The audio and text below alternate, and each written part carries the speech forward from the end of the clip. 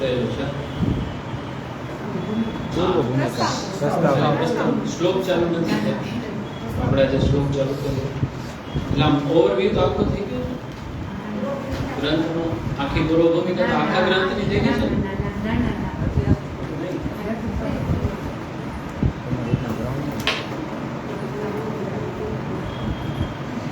તો કેટલું પૂર્વ ભૂમિકામાં કેટલે શરૂ થયેલું શ્લોક? તો પ્રસ્તાવનામાં ક્યાં સુધી આખા ગ્રંથનો ઓવરવ્યુ થઈ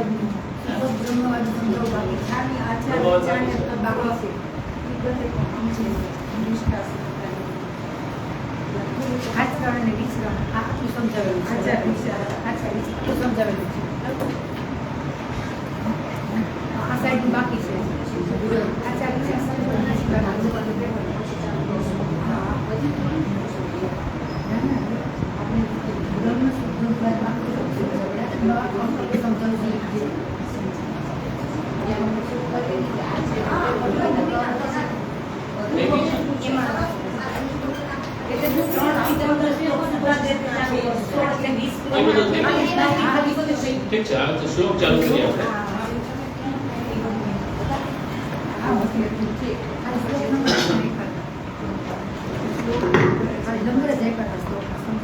શ્લોક આમાં અઘરા નથી, આમ શાબ્દિક રીતના ઈઝી છે, પણ એની અંદર જે કન્સેપ્ટ છે એ થોડો વધારે સારી રીતે સમજવા જેવો છે.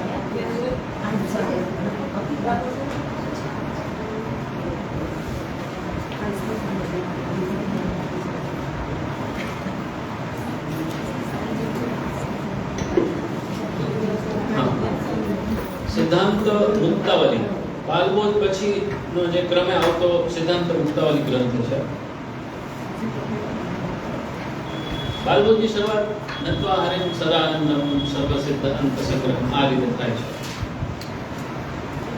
જ્યારે સિદ્ધાંત મુક્તાવલીની શરૂઆત થાય છે નત્વા હરિમ પ્રવક્ષ્યામિ સ્વસિદ્ધાંત વિનિશ્ચય, એટલે ઉઠાવ એક સરખો લાગે છે પણ એમાં ફરક છે એ પણ સ્પષ્ટ છે. બરાબર? સ્વસિદ્ધાંત અને સર્વ સિદ્ધાંત આ મુખ્ય ફરક છે.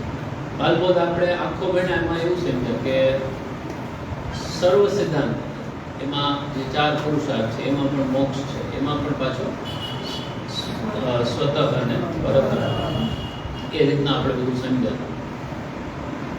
તો ઓવરવ્યુ છે કે કેટલી કેટલી સિસ્ટમ છે, મોક્ષ કઈ રીતે મળે છે એની વાત કરી. જ્યારે આમાં સ્પેશિયલ મહાપ્રભુજી પોતાના સેવકને માટે જ સ્પેસિફાઈડ કરી લીધું છે સ્વ સિદ્ધાંત સંગ્રહમ.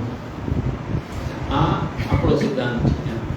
હવે તમે આ માર્ગમાં છો તો આ સમજી લો. આવી રીતે માર્ગમાં આવતા પહેલા આટલું જોઈ લો, એમાં રસ પડતો હોય તો પછી જુઓ, તો પછી પણ હવે એમ છે કે ના ના મારે તો હજી ભક્તિ માર્ગમાં જવું, પછી જ્યારે એન્ટર થાય તો પછી હવે આ સ્વ સિદ્ધાંત સમજવાનો થાય છે. એટલે સ્વ સિદ્ધાંત વિનિશ્ચય, દ્રઢપણે વિનિશ્ચય એટલે એકદમ નિશ્ચય કરી સ્પષ્ટ રૂપે સમજાવે કે આ જ મેઇન સિદ્ધાંત છે. આ રીતે બરાબર? આ શરૂઆત આ રીતે કરે છે. હવે શબ્દ રીતે સમજીએ. નત્વા હરિમ પ્રવક્ષ્યામિ સ્વસિદ્ધાંત વિનિશ્ચય. નત્વા એટલે નમન કરીને, કૃદંત કહેવાય ને, કૃદંત એટલે એવું કહે કે ગ્રામર મને બહુ ડિટેલ નથી ખબર. નત્વા એટલે નમન કરીને, પ્રવક્ષ્યામિ એટલે કહું છું, સારી રીતે કહું છું. વક્ષ્યામિ પ્રવક્ષ્યામિ. હરિમ નત્વા હરિમ, હરિને નમન કરીને, પ્રવક્ષ્યામિ સ્વ સિદ્ધાંત વિનિશ્ચય. સ્વ એટલે આપણા વાળના પોતાના જે સિદ્ધાંતો છે એને દ્રઢપણે હું કહું છું. આ રીતે આચાર્યજી ગ્રંથની શરૂઆત કરે છે.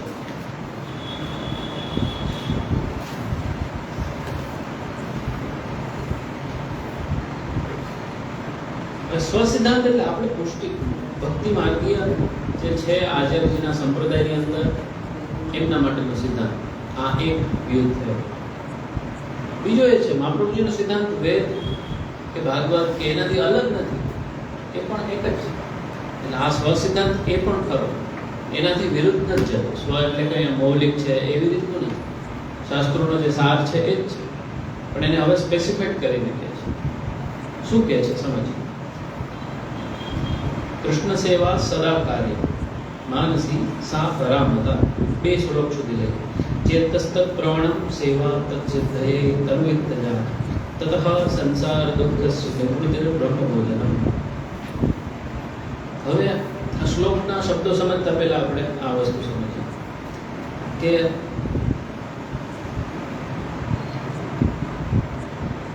લક્ષણ એટલે કોઈ પણ વસ્તુ જેનાથી સમજી શકાય એને લક્ષણ કહેવાય.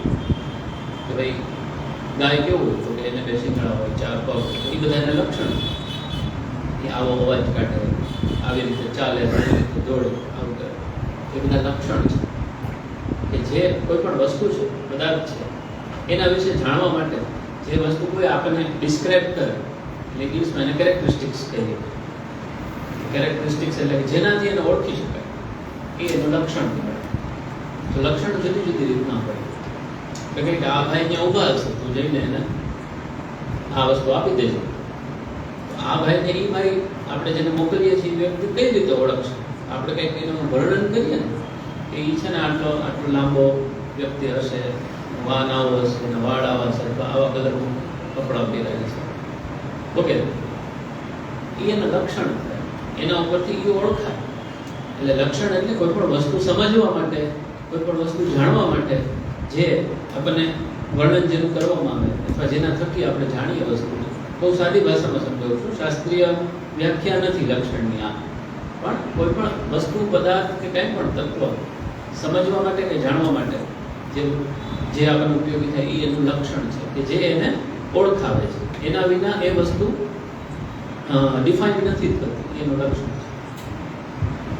ઓકે, જેમ કે ગાય છે, તેમાં શિંગડા ના હોય ત્યાં સુધી ગાય ડિફાઇન ન થાય, વ્યાખ્યાયિત ના થાય કે ભાઈ આ ગાય છે. એના માટે એને શિંગડા હોવા જરૂરી છે. આપણે ગાંધીજીનું ચિત્ર દોરીએ તેમાં ઓલા ચશ્મા ને લાકડી તો આવે જ, એ એનું લક્ષણ થઈ ગયું કહેવાય. એટલે જેના વિના જે વસ્તુ છે ઓળખી ના શકાય એ એનું લક્ષણ કહેવાય. અથવા તો જેના થકી આપણે વસ્તુને સારી રીતે સમજી શકીએ એ પણ એનું લક્ષણ. તો અહીંયા મહાપ્રભુજી સેવાનું લક્ષણ સમજાવે છે, એક નહીં, જુદી જુદી. એટલે સેવાનું સ્વરૂપ શું છે એ સમજાવવા માટે એના લક્ષણ સમજાવે, જેથી આપણને સેવા શું છે એ સમજાશે. ઓકે, આટલું ક્લિયર બધાને? લક્ષણ એટલે શું? કોઈ પણ વસ્તુ અથવા વસ્તુનું સ્વરૂપ સમજવા માટે આપણે જે ઉપયોગ કરીએ અથવા તો એમ જેનાથી વસ્તુ સમજી શકે એનું લક્ષણ શું કહેવાય. હવે અહીંયા એક આપ્યું છે ફલ લક્ષણ. ફલ લક્ષણ કે ભાઈ સેવા એટલે શું? તો કે જે કરવાથી અથવા તો જે કરવાથી આ થાય એનું ફલ છે, એનું ફલ લક્ષણ. પછી બીજું છે સ્વરૂપ લક્ષણ, કે સેવાનું સ્વરૂપ કેવું હોય એનું સ્વરૂપ લક્ષણ. એ એવું લક્ષણ કે જેનાથી સેવાનું સ્વરૂપ જાણી શકાય. ફલ લક્ષણ એટલે એવું લક્ષણ કે જેનાથી સેવાનું ફલ જાણી શકાય. અને એક છે સાધનાવસ્થા કો લક્ષણ, એવું લક્ષણ કે જેનાથી સાધનાવસ્થા જાણી શકાય. એટલે સેવાના બધા આસ્પેક્ટ સમજાવે છે કે સેવા એક પ્રક્રિયા છે, એક પ્રોસેસ છે કે જે સાધનાવસ્થામાં હોય ત્યારે કેવી હોય, જ્યારે ફલિત થાય ત્યારે કેવી હોય, અને એનું સ્વરૂપ કેવું હોય, એ આ આગલા 1.5 શ્લોકમાં સમજીશું. પેલું હજુ કૃષ્ણ સેવા સદાકારી વાત છે સેવાની. ઓકે, સેવા વિશે આપણે સમજીએ છીએ. કૃષ્ણ સેવા સદાકારી. હવે આ કર્તવ્ય લક્ષણ પણ કહેવાય એક રીતે જોતા, પણ નિત્ય કર્તવ્યતા કો ઉપદેશ.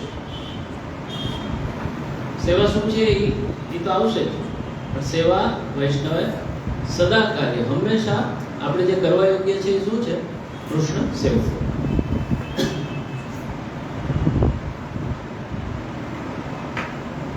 શું કામ? એનો જવાબ આગળ આવશે. પરમ બ્રહ્મ તો કૃષ્ણ, એટલા માટે. એટલે આપણે ત્યાં એક સાથે અનેક દેવોની ઉપાસનાનો પ્રકાર આપણી ભક્તિ ઉપાસનામાં નથી. પૂજા પ્રકારમાં હોય છે, પંચદેવની ઉપાસના હોય, આ આપણે નૈમિતિક કર્મમાં કરીએ અલગ વસ્તુ છે, પણ આપણી નિત્ય ઉપાસના તરીકે તો કૃષ્ણની એકની જ સાધના થાય છે. કારણ કે મહાપ્રભુજીનો મત એવો છે પરમ બ્રહ્મ તું કૃષ્ણોની. એનો જવાબ પાછો તમને ક્યાં મળશે? કૃષ્ણની સેવા શું કામ? પરમ બ્રહ્મ તું કૃષ્ણોની.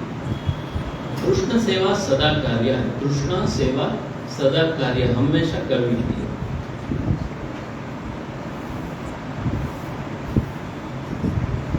માનસી સા પરામતા. એની પાસે પુષ્ટિ વિધાન હોય એ જોજો. માનસી ઉપર બગડો લેવો. બગડાનો મતલબ ઉપર બોક્સમાં લખ્યું છે ફલાવસ્થા તો લક્ષણ. માનસી સા પરામતા.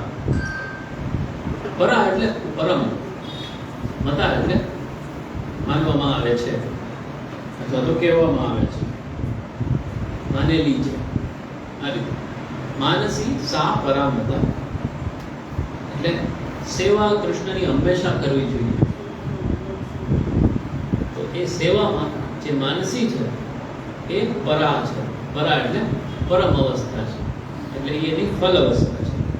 ઉપર બગડો લેખો ને મને ફલાવસ્થા તો લક્ષણ. એટલે માનસી સેવા જે છે, સેવા જ્યારે માનસી અવસ્થામાં પહોંચે, ના કઈ નહીં, ના હોય તો કઈ નહીં, એમને જોતો હોય તો ખાલી આ તો જેની પાસે હોય ને એને બુક કેમ સમજવી એ સમજાવું છું. બાકી પુષ્ટિ વિધાન ના હોય તો ડાયરેક્ટ શ્લોક હોય તો એમાં સીધું ધ્યાન આપજો શબ્દો. માનસી સા પરામતા એટલે માનસી સેવા જે છે, અથવા તો સેવા જ્યારે માનસીની અવસ્થામાં પહોંચે છે ત્યારે એ પરમ અવસ્થામાં પહોંચે છે, અથવા તો એ ફલાવસ્થામાં પહોંચે છે. સમજણ આટલું? માનસી સેવા એટલે શું? પાછું હવે પ્રશ્ન એ આવશે કોઈ માનસી સેવા ફલાવસ્થા. ફલાવસ્થા એટલે માનસી સેવા. હા બરાબર. માનસી સેવા એટલે સેવાની ફલાવસ્થા. પણ એમાં શું હોય? આપણે સેવા કરીએ ને માનસી સેવા, એમાં ફરક શું હોય?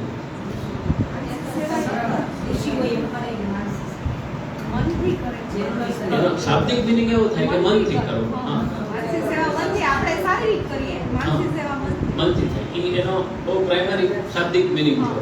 હા, એકાગ્રતા છે. ઓકે.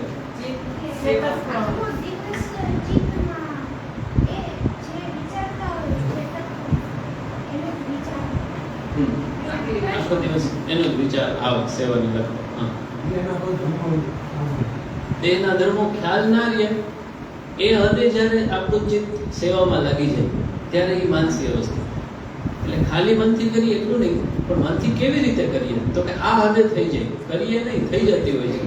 કરવાથી નથી થતું, એટલે તો ફલાવસ્થા છે. જો કરવાથી થતી હોય તો એ સાધના અવસ્થા છે. આ જ્યારે અચીવ થાય છે, જ્યારે ફલિત થાય છે, ત્યારે આ સ્ટેજ આવે છે કે આપણે કરવાનું નથી હોતું. આપણે જે સેવા કરીએ છીએ એ કરતા કરતા કરતા આ અવસ્થાને પ્રાપ્ત થવાય છે, ત્યારે એ માનસી સેવા ગણાય. એ આપણે અમે તો માનસી કરીએ એ આપણે થઈ જાય. તમે જ્યારે સેવા કરો છો એની આ અવસ્થા જ્યારે પહોંચે ત્યારે માનસી અવસ્થામાં આપણી સેવા પહોંચે છે. એટલે મનથી કરાતી સેવા ખરી, પણ આ હદે કે જેથી દેહના ધર્મો પણ ભૂલાઈ જાય, એટલે ખાલી માનસી જ રહે. ઉદાહરણમાં આશકરણ કઈ હદે તીર વાગે તો પણ ખબર ના પડે, આટલી હદે મન સેવામાં પરોવાયેલું છે. યુદ્ધમાં જાય તો એનું જે ચિત્ત છે એ તો સેવામાં છે. આ હદે એટલે એક જાતની વ્યસન અવસ્થા છે. એટલે આ ફલાવસ્થા છે સેવાની. સેવા કરતા કરતા કરતા સતત સેવા જ મગજમારી, પ્રભુ જ મગજમારી ચિત્તમાં રહે, અને એના સિવાય યાદ જ ના આવે. કઈ હદે ના આવે? આ હદે આશકરણ જેનું જે લેવલ છે એ હદે કઈ બીજું યાદ જ ના આવે. અને ચિત્રનું પ્રમાણ એટલું બધું થઈ જાય કે દેહ ધર્મ પણ ભૂલાય જાય. ઓકે, તો આ માનસી અવસ્થા છે કે જે સેવા કરીને પ્રાપ્ત થાય છે, જે આપણે ડેલિબરેટલી કરતા નથી અથવા કરી શકતા નથી. એટલે તમે એમ કે હું તો માનસી કરું છું, તો અહીંથી આપણને ચિત્તો ભરે તરત ખબર પડે કોણ છે, તો એ માનસી નથી. એટલે માનસી સેવા કરવાની નથી. ઘણા એમ કરે અમે તો માનસી કરીએ છીએ, પૂછતા નથી. એ રીતે પણ માનસી નથી. મહાપ્રભુજી માનસીને ફલાવસ્થા કહે છે, એટલે આગળની અવસ્થા છે, પ્રાઇમરી અવસ્થા નથી. બરાબર છે? એટલે માનસીને જે તમે રીતે જે સેવા છે, શારીરિક સેવા છે, એની પહેલાની અવસ્થા નથી, એના પછી. અને એ અચીવ થાય છે પ્રભુ કૃપાથી. આપણે આપણી રીતના કોન્શિયસલી નથી કરતા. જ્યારે એ કોન્શિયસનેસ ખરી પડે ત્યારે જ માનસી આવે છે. આપણે કોન્શિયસલી નથી કરતા હવે સેવા, એમનેમ થાય છે, અથવા તો એ હદે થાય છે કે આપણું સબકોન્શિયસ એ સેવામાં એ હદે ઇન્વોલ્વ થઈ ગયું છે કે બોડીની જે આપણી સિસ્ટમ છે એના ઉપર એ ઓવર પાવર થઈ જાય છે સેવાનો ભાવ. બરાબર છે. હવે માનસી સા પરામતા એટલે સેવાનું ફળ આ છે. હવે સેવા ફળ જે ગ્રંથ છે એમાં પાછી સેવા આપણે કરીએ છીએ એ પણ ફળ છે. અહીંયા મહાપ્રભુજીનો સમજાવવાનો એંગલ અલગ છે કે સેવા સાધનાવસ્થામાં હોય ત્યારે શું છે, ફલાવસ્થામાં હોય ત્યારે શું છે. માનસી સા પરામતા એટલે માનસી છે એ પરમ ફલ સ્વરૂપ છે. એટલે એ અચીવ થઈ તો તમે ફલ અચીવ થયું, મતલબ ફલિત થઈ છે, સેવા ફળ પ્રાપ્ત થઈ છે. ઉત્તમ અવસ્થા છે અથવા તો બહુ આગળની અવસ્થા છે માનસી સેવા. બરાબર, આટલું ક્લિયર બધાને? માનસી સા પરા એટલે પરમ એટલે ફલવાળી અવસ્થા, મતા એટલે માનેલી છે, આગળની. ચેતસ્તત પ્રવણમ સેવા તત સિદ્ધયે તનુ વિદ્યા. ચેતસ્તત પ્રવણમ સેવા. ચેતસ તત પ્રવણમ સેવા. ચેતસ એટલે ચિત્તનું, તત એટલે કૃષ્ણમાં, તત એટલે તેમાં, તેમાં એટલે કબ શેમાં? કૃષ્ણમાં. કારણ કે આગળ આપ્યું છે કૃષ્ણ સેવા સદાકાર્ય. તત પ્રવણમ, પ્રવણ એટલે પ્રવણ થઈ જવું. ગુજરાતી આપણે પ્રવણ બોલીએ છીએ. પ્રવણ એટલે એકાગ્ર થઈ જવું, એના મય થઈ જવું, એના મય થઈ જવું એટલે પ્રવણ થઈ જવું, એમાં ભળી જવું, એક એક એક થઈ જવું, ચિત્તનું પ્રવણ થઈ જવું. ચેતસ્તત પ્રવણમ સેવા. આ સેવાનું સ્વરૂપ લક્ષણ છે કે સેવાનું ઓરિજિનલ સ્વરૂપ શું છે, સેવા કોને કહેવાય. જ્યારે તમારું ચિત્ત કૃષ્ણમાં પ્રવણ થાય તો એ સેવા છે. એટલે આ જ્યારે આપણને લક્ષણ ખબર હોય ત્યારે આપણે જ્યારે સેવા કરીએ ત્યારે આપણને ખબર પડે કે આપણે ગાડીમાં આપણી જે ડાયરેક્શન છે એ બરોબર છે કે નહીં. બરાબર છે. બધા ઇન્ડિકેટર્સ હોય ને કે ભાઈ તમે કરો છો એ બધું બરોબર છે કે નહીં, તમે જે રસ્તા ઉપર જાઓ છો એ બરોબર છે કે નહીં. આપણે અહીંથી રાજકોટ જવું હોય તો ઓલા માઇલસ્ટોન આવે તો એમાં કિલોમીટર ઘટતા જવા જોઈએ, વધતા ના જવા જોઈએ. તો આપણને ખબર પડે કે આપણી ડાયરેક્શન બરોબર છે. એની જેમ જે સ્વરૂપ લક્ષણ છે કે ચેતસ્તત પ્રવણમ સેવા. જો ચિત્ત પ્રવણ નથી થતી તો પ્રયત્ન કરવાનો છે. એ સ્વરૂપ છે સેવાનું. ચેતસ્તત પ્રવણમ સેવા. શરૂઆતમાં ન થાય પણ થવું જોઈએ, એ આપણા મગજમાં હોવું જોઈએ. એના માટેના આપણા પ્રયત્નો ચાલુ.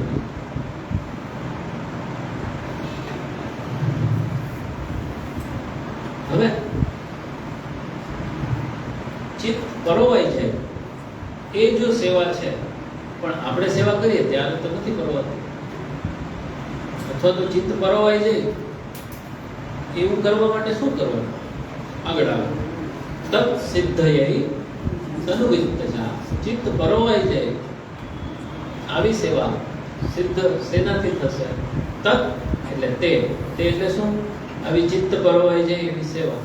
સિદ્ધયૈ એટલે સિદ્ધ થાય છે શેનાથી? તનુવિત્તજા એટલે તનુવિત્તજા સેવાથી ચેતસ્તત પ્રવણમ વાળી અવસ્થા પ્રાપ્ત પછી માનસિક થાય છે. એટલે હવે તનુવિત્તજા જે છે એમાં 4 લખ્યું છે એટલે સાધના અવસ્થા છે. એટલે કાંઈ ના થાય તો તનુવિત્તજા કરવાની, એનાથી ચિત્ત પ્રવણ થશે, એનાથી પછી માનસિક અચીવ થશે. સમજાયું આટલું? તત સિદ્ધયે તનુવિત્તજા. ઘણી વાર એવું હોય કે આપણે બહુ મને આટલું આવડી જાય પછી ન કરવું, આટલું આવડી જાય પછી આ કરવું. હકીકતમાં એવું હોય કે કરવાનું ચાલુ કરીએ ને એટલે આપણને ના આવડતું હોય તો પછી એમાં ને એમાં કરતા કરતા કરતા શીખાય જાય, આવડી જાય. આપણે સાયકલ શીખવી હોય તો બુક વાંચવાથી તો સાયકલ આવડવાની નહીં. તો સાયકલ ઉપર ચડીએ પછી 1-2 વાર પડીએ પણ પછી આવડી જાય. એટલે એ એક્શન છે અને એ એક્શનમાંથી જ લર્નિંગ થાય છે અને આપણી સ્કિલ ઇમ્પ્રૂવ થાય છે. પહેલા હેન્ડલને પકડવું પછી સીટ ઉપર બેસવું, પછી પેડલ ઉપર પગ મારો. આવું વાંચવાથી તો સાયકલ નહીં આવડે, કારણ કે એ બેલેન્સ જે છે એ તો ફીલ કરવાનું છે, કે થિયરી તો છે નહીં. એની જેમ સેવાની જે પ્રક્રિયા છે એ પણ મહાપ્રભુજી એમ કે તત્સિદ્ધયે તનુવિત્તજા, તનુવિત્તજાથી ચાલુ કરો, આગળ ધીમે ધીમે વધારશે. એટલે એકવાર એક્શન ચાલુ થાય તો પછી એમાં ને એમાં આપણી અવસ્થામાં ઇમ્પ્રુવમેન્ટ આવે. બરાબર? એટલે આ છે એનું સાધના અવસ્થાનું લક્ષણ, કે જ્યારે સાધના અવસ્થામાં સેવા હોય તો કેવી હોવી જોઈએ? તનુવિત્તજા વાળી. ફરી કૃષ્ણ સેવા સદા કાર્ય, કૃષ્ણ સેવા હંમેશા કરવી જોઈએ. માનસી સાપરમતા એનું પરમ સ્વરૂપ છે, ફલ. માનસી છે એનું ફલ, અને એનું સ્વરૂપ લક્ષણ શું છે? ચેતસ્તક પ્રવણમ સેવા. સેવામાં ચિત્ત પરોવાઈ જવું જોઈએ. પણ શું કરવાથી પરોવાશે? તનુવિત્તજા કરવા. તત્ સિદ્ધયે, એ સિદ્ધ થાય છે શેનાથી? તનુવિત્તજા. તનુવિત્તજા શબ્દ છે એમાં ટીકાકારોએ આગળ ઘણું સરસ રીતના સમજાવ્યું છે કે તનુજા અને વિત્તજા અલગ નથી, એક જ છે. એટલે આપણા જ તનથી, આપણા જ ધનથી. તો આમાં મન ન થાય એવું કે મનને પરોવવા માટે તો આ કરવાનું છે. એટલે આ એકવાર લાગશે એટલે મન પણ એમાં આવી જશે. બરાબર? મનો દુર્નિગ્રહમ ચલમ, આવું ગીતાજીમાં પ્રભુ કહે છે. મનને કાબુ કરવું. એટલે જ્યારે એક્શન આવે, આપણે આપણા શરીરથી જ્યારે ઇન્વોલ્વ થાય, પૈસાથી જ્યારે ઇન્વોલ્વ થાય, ત્યારે પછી મન પણ ઓટોમેટિક એ ફ્લોમાં આવશે. બરાબર? આપણે આપણા પૈસા ક્યાંય લગાડ્યા હોય, રોક્યા હોય, અથવા તો એનાથી કંઈ આપણે બિઝનેસ ચાલુ કર્યો, તો આપણું મન એમાં ને એમાં રહેશે.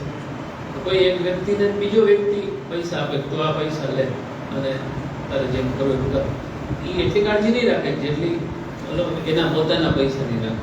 શું કામ? એની હારે એને કનેક્શન જોડાયેલું છે. એ જ્યારે લગાડે છે ત્યારે પોતાનું મન આપોઆપ એમાં લાગે છે.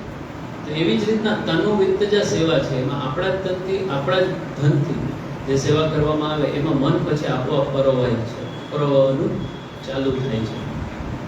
કોઈ એમ કે હું તમને આટલી સેવા કરી દઉં, તમારા ઠાકોરજી કરી દઉં, તેમાં આપણું મન કઈ રીતે લાગે? તેમાં ચિત્તનું પ્રવણ કેવી રીતે થાય? એનું થાય, એનું ના થાય. આપણું જ તન, આપણું ધન હોય ત્યારે જ તો પછી ચિત્ત અને મનનું એમાં પરોવાનું ચાલુ થશે. એટલા માટે તત્ સિદ્ધયે તનુવિત્તજા, એટલે તનુવિત્તજાથી આ સિદ્ધ થશે. તનુવિત્તજા નહીં હોય તો પાછું ચિત્ત પ્રવણ નહીં થાય. આ મહાપ્રભુજી સમજાવે છે. અમુક વૈષ્ણવને સીધું માનસીનું દાન કર્યું છે, એ આચાર્યજીની કૃપા છે, સીધી ફલાવસ્થા સુધી પહોંચાડે છે. એ સ્પેશિયલ કેસ ગણો. એ સાધના અવસ્થાને ટપીને સીધી ફલાવસ્થાનું દાન કરે છે, એ અલગ વસ્તુ. પણ સૈદ્ધાંતિક રીતના અથવા તો સ્ટાન્ડર્ડ સ્ટેપ્સની રીતના આ રીતે સમજવાનું છે. તનુવિત્તજા છે એ સાધના અવસ્થા છે, એનાથી ચિત્ત પ્રવણ થશે, ને સેવાનું ફલાવસ્થા છે માનસી. આટલું ક્લિયર બધાને? આમાં કઈ પ્રશ્ન હોય તો કયો, પછી આપણે આગળની રીત સમજીએ. કઈ છે પ્રશ્ન? નહીં? ઓકે, હવે આગળ સમજીએ. અવાંતર ફલ લક્ષણ, હજી સેવાનું જ લક્ષણ સમજાવે છે. એ સેવા કેવી છે? તો કે ચિત્ત પરોવાય છે એવી. ચિત્ત પરોવાય છે એટલે શું કરવું જોઈએ? કે તનુવિત્તજા કરવી જોઈએ. એની સાધના અવસ્થા છે. એ કરવાથી એનું ફળ શું મળે? માનસી પ્રાપ્ત થાય. હજી એનું અવાંતર, માનસી સિવાય બીજું કંઈ પ્રાપ્ત થાય? આવો પ્રશ્ન થાય તો અવાંતર ફલ પણ મળે. અવાંતર ફલનો મતલબ શું થાય? મુખ્ય ફલની સાથે સાથે સાઈડમાં બીજું પણ ફલિત થઈ જાય, એને અવાંતર ફલ કહેવાય. જેને આપણે લૂઝ લેંગ્વેજમાં બોનસ કહીએ કે બાય પ્રોડક્ટ કહીએ, કંઈ પણ નિપજ કહેવાય, નેગેટિવલી કહીએ સાઇડ ઇફેક્ટ એ કહેવાય. પણ અહીંયા નેગેટિવ ભાવ નથી, પણ ઇન જનરલ એમ સાહેબ તમે મને દવા આપી હતી માથું દુખવાની, પણ મને ઊંઘે સારી આવવા માંડી. એટલે એનો હેતુ નહોતો કે ઊંઘની ટ્રીટમેન્ટ કરાવે, એનો હેતુ મને આ ડૉક્ટર દવા આપે તો મારું માથું મટી જાય, અને એની સાથે બીજી તકલીફ મટી ગઈ. તો એ પેશન્ટ માટે એ અવાંતર ફલ એવું કહેવાય. એટલે મુખ્ય ફલ સિવાયનું જે ફલ આપોઆપ પ્રોસેસમાં મળી જતું હોય કે જે ઇન્ટેન્ટ કરેલું નથી, એનો આશય નથી, આ ફલ પ્રાપ્ત કરવા માટે એ સાધન કરવામાં આવતું નથી, પણ આપોઆપ મળે છે, એ એનું અવાંતર ફળ કહેવાય. બરાબર સમજાયું? અવાંતર ફલનો મતલબ ના સમજાણું તો કે ફરીથી સમજાવું. હા એના જેવું. હા પણ એ ફ્રી મેળવવા માટે આપણે પ્રયત્ન નથી કર્યો, એ સહજતાથી આવે. એક જે મુખ્ય ફલ છે એની સાથે સાથે જ્યારે બીજું ફલ આપોઆપ મળતું એ અવાંતર ફલ કહેવાય. કે આપણે ગાડી યુઝ કરતા હોય કે કાર વાપરે કે બાઇક વાપરે, એને બદલે સાયકલ વાપરીએ તો ચાલીને જઈએ, તો એને લીધે જે આપણે અહીંથી ત્યાં પહોંચવાનું છે એનું મુખ્ય ફલ છે, એની સાથે હેલ્થનો જે બેનિફિટ થાય એ એનો અવાંતર ફલ છે. સમજો? અને ગાડી વાપરે તેમાં ધોવાડો થાય એનું અવાંતર ફલ છે. એટલે મુખ્ય ફલ સિવાયનો જે ફલ આપણને આપોઆપ મળે કે પ્રક્રિયાની સાથે, તો એ અવાંતર ફલ છે. તો સેવાનું અવાંતર ફલ શું છે? તતઃ સંસાર દુઃખસ્ય નિવૃત્તિર બ્રહ્મબોધનમ. આટલું બે વસ્તુ કીધી. તતઃ એટલે તેનાથી, તેનાથી એટલે શેનાથી? સેવાથી, કે જે તનુવિદ્યાથી શરૂ કરવામાં આવે છે. એનાથી શું થાય છે? સંસાર દુઃખસ્ય નિવૃત્તિ, સંસાર દુઃખની નિવૃત્તિ થાય છે. બ્રહ્મબોધનમ, બ્રહ્મનું બોધન થાય છે, એટલે બ્રહ્મ જ્ઞાન મળે છે.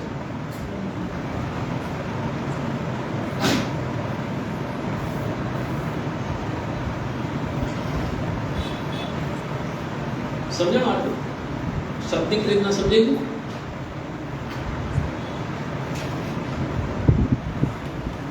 સંસાર દુઃખસ્ય નિવૃત્તિ બ્રહ્મબોધન, એટલે જે આપણે બાલબોધની અંદર મોક્ષની પ્રક્રિયાની વાત કરી હતી કે સંસારનું દુઃખ નિવૃત્ત થાય છે, સ્વરૂપનું જ્ઞાન થાય છે, એ બધું જે ફલ છે એ સેવાના અવંતર ફલ તરીકે છે, ત્યાં મુખ્ય ફલ છે.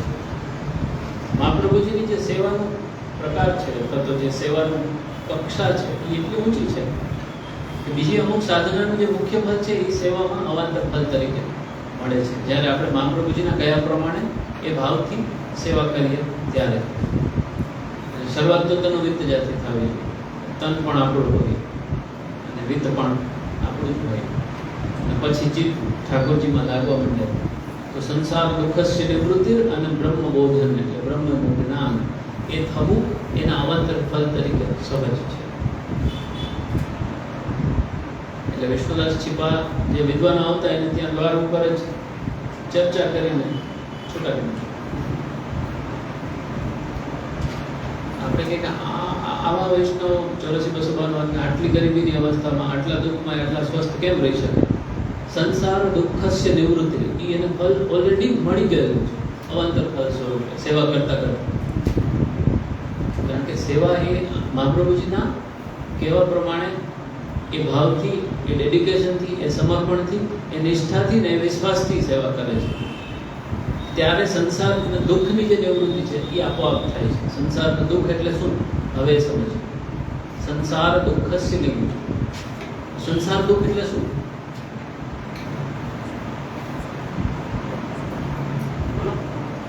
યસ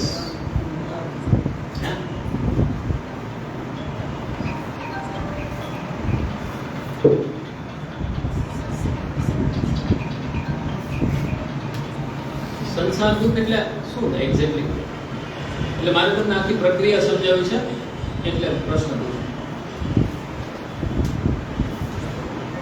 સંસાર દુઃખસ્ય નિવૃત્તિ છે, સેવા કરો, બાકી તો બધું જો પગાર વધી જાય, બધું નામ થઈ જાય, એ સંસાર દુઃખ છે. એટલે આપણે એક્ઝેક્ટલી શું થાય સંસાર દુઃખસ્ય નિવૃત્તિ? એટલે સંસારના દુઃખની નિવૃત્તિ થાય છે. તો સંસારનું દુઃખ એટલે શું?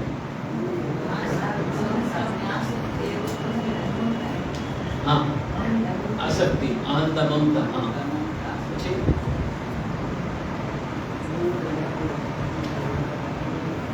સંસાર દુઃખ એટલે આપણો સંસાર ચાલુ ક્યાંથી થાય છે? અહંતા અને મમતા.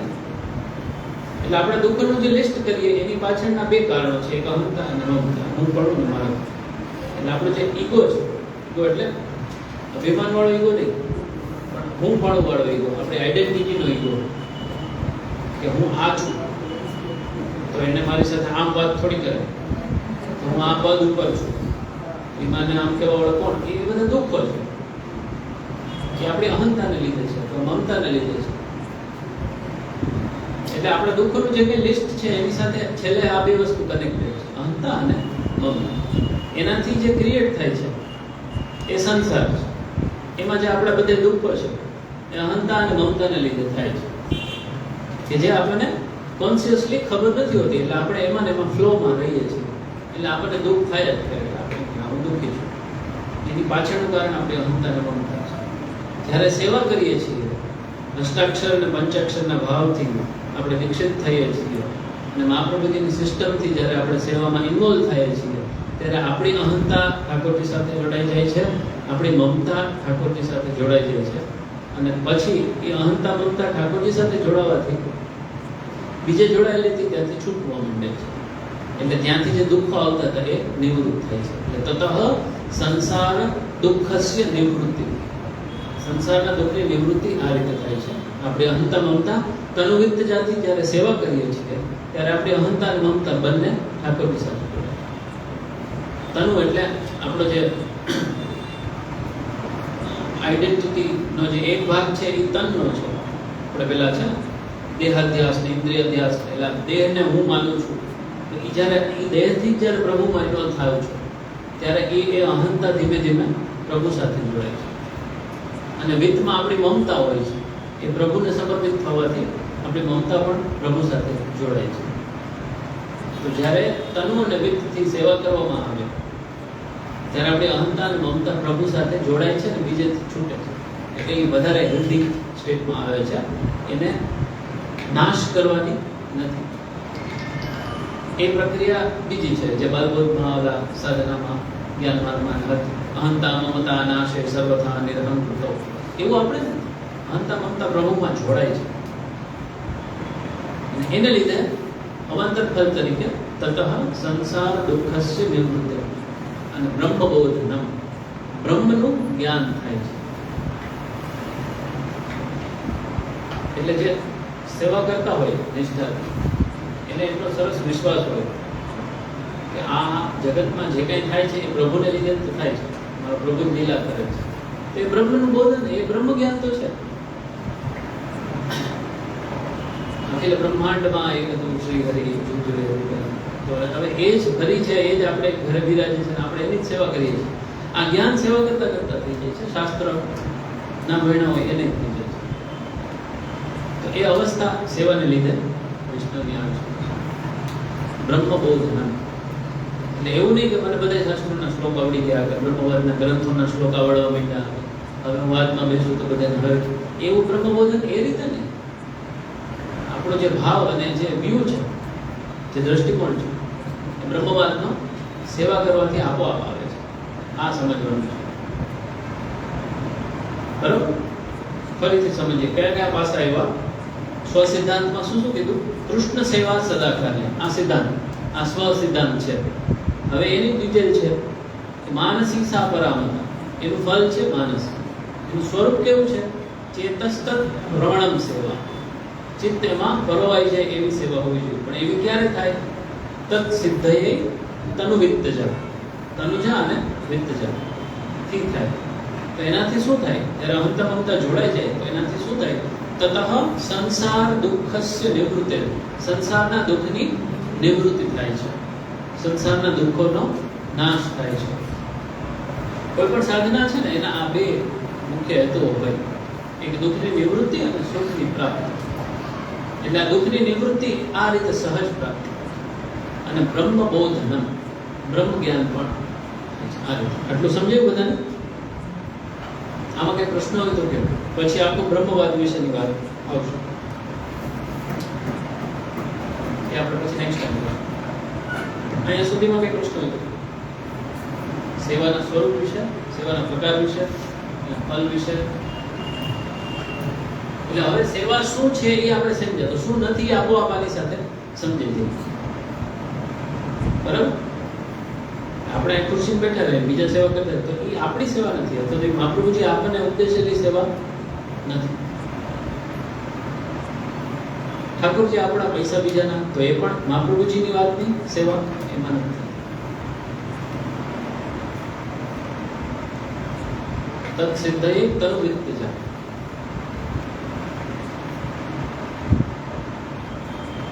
એટલે સામગ્રી જે છે એ આપણા દ્રવ્યની હોય એ ખાસ જરૂરી છે. તો કિશોરીભાઈની વાર્તામાં પણ આવે છે. એટલે એ પાછા આમાં મહાપ્રભુજી જે કંઈ કહે છે એ બધા ઉદાહરણો વાર્તામાં પણ છે પાછા.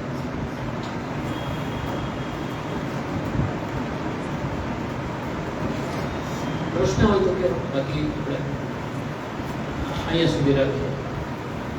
નહીં સમજાઈ ગયું? ગ્રંથમાં માનસી સીધી તો આમાં કઈ ક્વેશ્ચન ઓનલાઈન નહીં? હા હા હા નહીં પ્રશ્ન હોય તો કયો.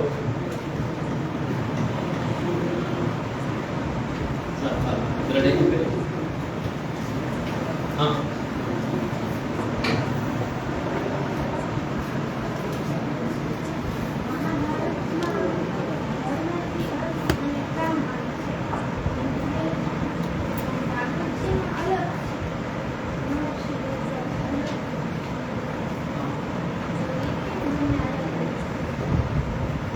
ડિટેલ નથી ખબર ક્યાં કેવી રીતના કીધું છે. ધર્મ અર્થ કામ મોક્ષનો જે મુદ્દો છે એ પાછો આપણે બાલબોધમાં આવ્યો છે. એટલે આમાં બાલબોધમાં એમાં એંગલ એવો સમજવાનો ધર્મ એટલે આપણે શું કરવું જોઈએ એ ધર્મ છે. એટલે અર્થ અને કામની જે પ્રાપ્તિ છે એ ધર્મ થકી થાય છે. સમજો? ધર્મ એટલે આપણી ડ્યુટીઝ બધી આપણા કર્તવ્યો એ ધર્મની કેટેગરીમાં આવશે. ધર્મશાસ્ત્ર છે આપણે શું શું કરવું જોઈએ, કેવી કેવી રીતના કરવું જોઈએ, શું ન કરવું એ બધું ધર્મશાસ્ત્રની અંદર આવશે. આપણે ધર્મને રિલિજિયન સમજીએ છીએ એટલે અડધી વસ્તુ શાસ્ત્રમાંથી આપણને નથી સમજતા. રિલિજિયન છે એ અલગ વસ્તુ છે. આપણે જે આ ધર્મની ડેફિનેશન છે એ આપણે અત્યાર સુધી જે રિલિજિયનથી સમજીએ એના કરતાં અલગ છે. એટલે એક રીતે સમજો કે કર્તવ્ય જે છે એ જે તે અવસ્થા પ્રમાણે, વર્ણ પ્રમાણે, આશ્રમ પ્રમાણે અલગ અલગ થાય. તો અર્થ અને કામની પ્રાપ્તિ ધર્મ થકી થશે. જેમ તેમ નહીં. અર્થ છે એટલે માનો કે આપણે દ્રવ્ય અર્જિત કરવું, પૈસા કમાવા અથવા વસ્તુ અચીવ કરવી, કંઈ પણ તો એ ધર્મના માર્ગે થશે. એટલે ગૃહસ્થાશ્રમના ધર્મો છે તો એ અર્થની પ્રાપ્તિ સાથે જોડાયેલા છે. એટલે ધર્મથી અર્થની પ્રાપ્તિ થશે આવી રીતે, અને અર્થથી કામ નહીં થશે. અને પછી મોક્ષની તો ડિટેલ આપણે આમાં આવેલી છે. ભાગવતમાં અલગ કીધેલું છે, ક્યાં કીધેલું છે મને નથી ખબર. ભાગવતમાં શું અલગ કીધેલું છે?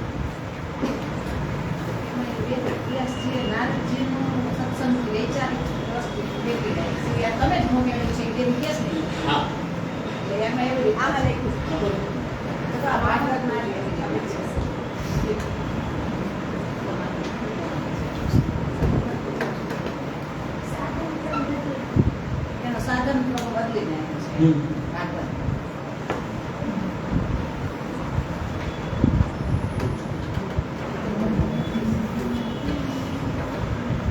એટલે એ ધર્મ, અર્થ અને કામને જોવાના દ્રષ્ટિકોણ અલગ છે.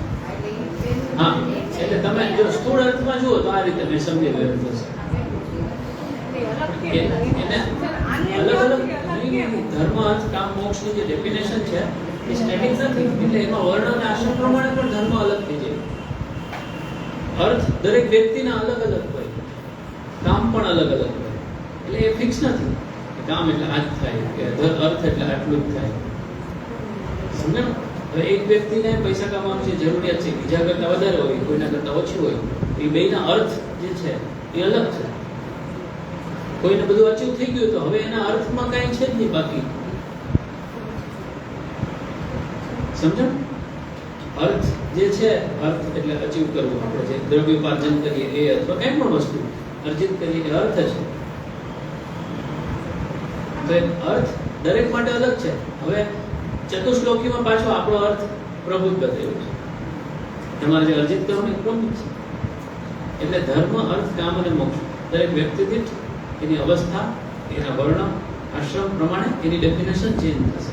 એટલે નારદજીનું જે વ્યાસજીનું છે એ એક અલગ લેવલે સમજાવવાની કોશિશ કરે છે. પેલી એક કોમન વ્યૂ છે કે ભાઈ આ એક નોર્મલ સમજ છે.